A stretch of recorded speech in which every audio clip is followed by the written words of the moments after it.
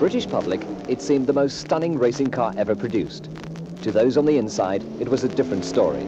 Sterling Moss. The car was without doubt the worst car I have ever driven in my life.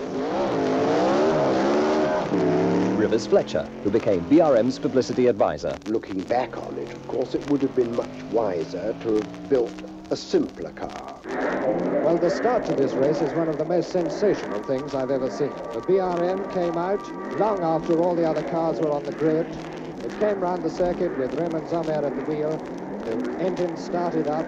They whipped up to their crescendo of revs. Down swept the flag, and away leapt every car except the BRM. The BRM jumped about 2 inches and stayed where it was. That was how Raymond Baxter of the BBC told the British public how their car had failed them.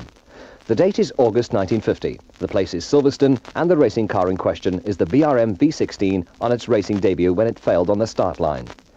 The tale goes back to the end of the Second World War, when Raymond Mays, a leading pre-war racing driver and father of the ERA that had dominated voiturette racing in the 30s, sent a circular to leading industry bosses. He was demanding support to help build a British car to beat the world. From that came the British Motor Racing Research Trust. Well before the war, Raymond Mays and Peter Berthon started another company called Automobile Developments, I think it was, to build a real racing car after the war. And funnily enough, they also registered the name British Racing Motors, BRM. The Trust's aim was simply to fund the building of a racing car designed to comply with the then current Formula One regulations. Those rules called for a car powered by either an engine of 4.5 litres or 1.5 litres supercharged. It was the latter route chosen by Mays and Peter Berthon, his designer and longtime friend. Berthon's aim was an engine producing around 400 brake horsepower, a colossal figure for those days. The heart of the car was a complex 135-degree V16 of a mere 1,496 cc's. The design of the engine, I think, was of its type. It was fantastic. The gearbox was beautiful. The brakes were really stunning. The road holding was virtually non-existent. There were, I think, 7 universal joints on the steering column alone. The first time Moss actually drove the car, he was testing it at Monza at the personal invitation of Mays and Berthon. Well, of course, I felt much the same about it as everybody else, and this was fantastic. Here's an English car, beautifully built, stunning sound, and here at last was a car that, you know, people were really going to try and have a go at beating the Alfas and Ferraris. So obviously I jumped at the opportunity, and I remember going down to Monza and spending quite a few weeks there.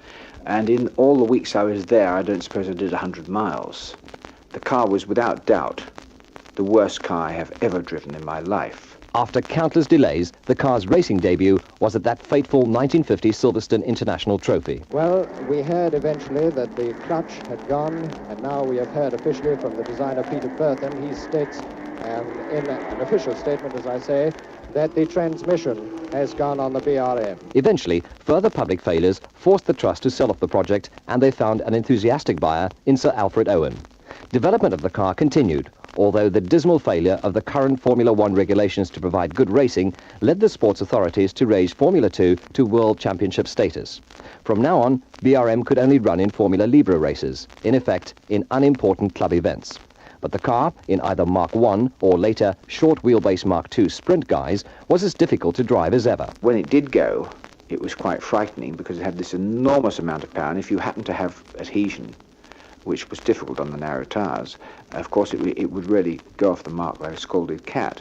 But then you've got to keep the thing over, I seem to remember we used to try and keep it up over about 10,000 racing. So you had a relatively narrow rev range actually, from say 9.5 or 10,000 to 12,000, wasn't that wide. But it was very, very difficult to drive, and all my memories of the thing were pretty bad. But of the long list of star names who drove the car, one stands out. I think only Fangio used the full potential, and he simply loved the car. I remember when he first drove it in the wet at Silverstone, we thought, well, now he'll tool round very slowly to get the feel of the thing.